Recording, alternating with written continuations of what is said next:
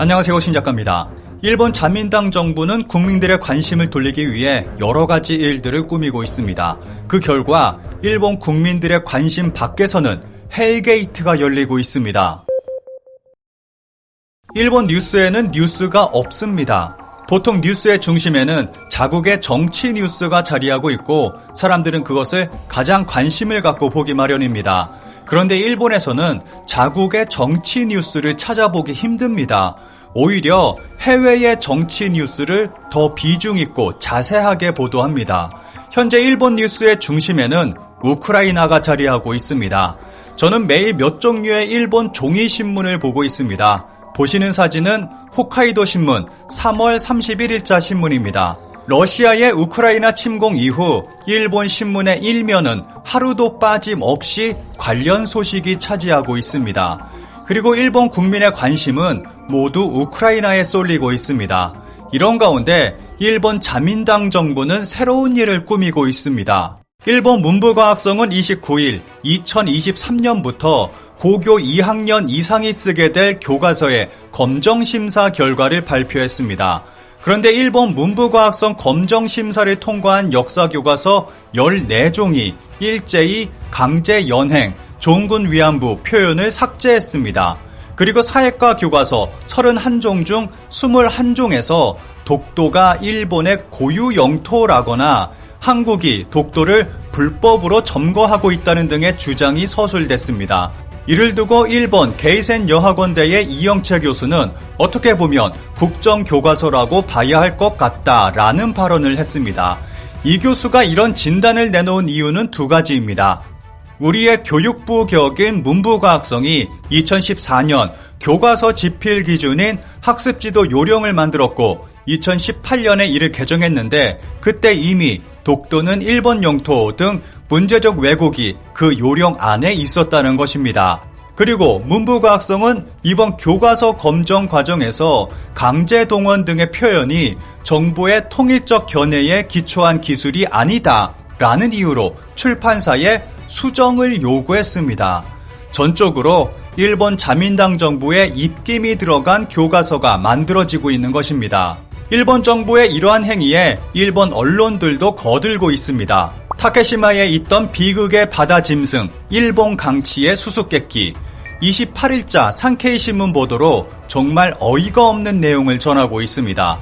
내용을 요약하면 타케시마에는 일본 강치라는 동물이 살고 있었는데 쇼와 29년 이후 한국의 불법 점거가 계속되는 가운데 멸종한 것으로 보인다는 내용을 전하고 있습니다.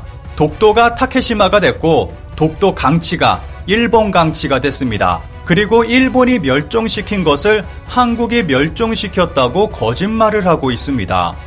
이렇게 일본 자민당 정부가 국민들의 시선을 외부로 돌리고 있는 가운데 일본 국민들의 관심 밖에서는 헬게이트가 열리고 있습니다.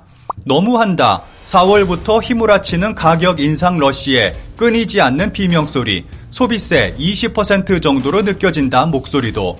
일본은 4월부터 본격적으로 각종 공공요금과 소비재 등의 가격이 올라가게 됐습니다.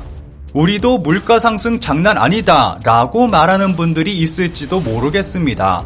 그런데 일본의 경우 대부분 공공요금과 대기업 중심 제품의 급격한 요금 상승이 일어나고 있습니다. 게다가 일본인들의 소득은 제자리인데 물가가 이렇게 급격하게 올라가면 일본 국민들의 생활은 심각한 타격을 받을 것입니다. 단순히 물가 상승만 놓고 보면 부정적으로 보이는데 일본도 선진국의 일원으로서 다른 선진국과 동등하게 급여 수준에 맞는 단계적 물가 상승은 문제가 안 되겠지만 주변국과 비교해 급여도 물가도 오르지 않는 것은 상대적으로 수입품이 고가이기 때문에 수입품 의존이 높은 일본은 쇠퇴해버립니다. 이미 일본은 도상국 급여 수준에 가까워지고 있고 급여 수준이 싼 일본 기업으로부터 급여 수준이 높은 외국, 중국도 포함된다로 인재가 유출되고 있기 때문에 단순히 국내 물가만을 보고 좋고 나쁨의 논의는 지금 시대에 어울리지 않습니다. 고속도로, 수도 등의 요금이 급격히 올라갈 것을 예고하는 가운데 가장 큰 문제가 되고 있는 것이 전기입니다. 일본 정부는 지난 2016년 전기의 소매 판매를 민간 기업에 개방했습니다. 시행 첫 해에만 400여 개의 기업이 소매전기 사업자로 등록했을 정도로 많은 기업들이 우후죽순 들어섰습니다. 이런 회사들을 일본에서는 신전력이라고 부르고 있습니다. 이들 신전력은 저렴한 요금을 내세워 고객들을 끌어모았습니다. 그런데 문제는 작년 말에 터졌습니다. 고유가로 도매전력 가격이 급등하면서 이들 신전력 업체들은 요금을 급격히 올리고 있습니다. 그런데 요금의 상승률이 정상적이지가 않습니다.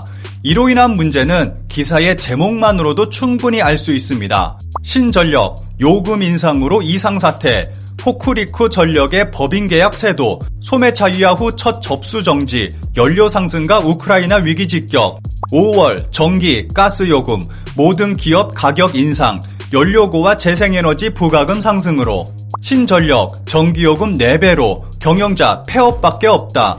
연료 가격 상승 배경 전환할 곳을 찾지 못하고 신전력의 요금은 4배까지 치솟고 있고 기존 전력회사는 신규 가입을 받지 않고 있습니다. 이런 상태라면 대기업을 제외한 중소기업, 영세 자영업자들의 폐업이 속출할 것이라는 전망이 나오고 있습니다. 5월분 전기요금, 가스요금도 상승, 전기요금은 지난 5년간 최고 수준. 일본에서는 전기, 가스, 수도 등 공공요금이 급상승하고 있습니다. 도쿄전력의 요금 인상을 나타낸 표입니다. 한순간도 멈추지 않고 지속적으로 요금이 오르고 있습니다. 그런데 신전력의 경우는 4배까지 가격이 오른 것입니다. 이런 가운데 일본에서는 정말 황당한 기사가 나오고 있습니다. 전기요금이 오른 이유를 담은 한 장의 사진에 굉장한 설득력, 전기 요금이 오른 이유라며 한 장의 사진을 소개하고 있습니다.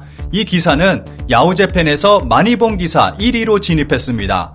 기사에서 소개하고 있는 것은 먼지가 잔뜩 쌓인 에어컨 필터입니다. 한마디로 집안의 전기 제품만 잘 관리해도 전기 요금을 줄일 수 있다는 내용입니다. 이 기사를 보는 순간 한국의 고등어가 생각났습니다. 관련 기사에 달린 일본 네티즌들의 반응을 짧게 살펴보겠습니다. SNS에 모두 전기 제품으로 바꾼 사람이 한 달 전기료가 5에서 7만 엔이나 나와 미치겠다고 쓴 걸 봤다. 이런 불안정성을 포함해서 우리 국민이 선택한 길입니다. 지금까지 살펴본 일본에서 벌어지고 있는 일련의 사태들의 근본적인 원인은 민영화에 있습니다. 일본은 모든 공기업을 민영화했습니다. 심지어는 수도까지 민영화해서 올해부터 본격적인 민영화가 이루어지고 있습니다. 그 결과 중소기업, 자영업자, 국민들이 가장 큰 고통을 받고 있습니다. 자민당 정부와 일본의 언론들은 국민들의 시선을 다른 곳으로 돌리고 있고 이런 사실들은 축소 또는 다른 곳에 원인이 있다는 듯이 보도하고 있습니다. 일본 국민들이 이렇게 고통받고 있는 이유는 방금 살펴본 댓글대로 일본 국민이 선택한 결과입니다. 항상 이런 일본을 보고 있으면 남의 일 같지 않게 느껴집니다.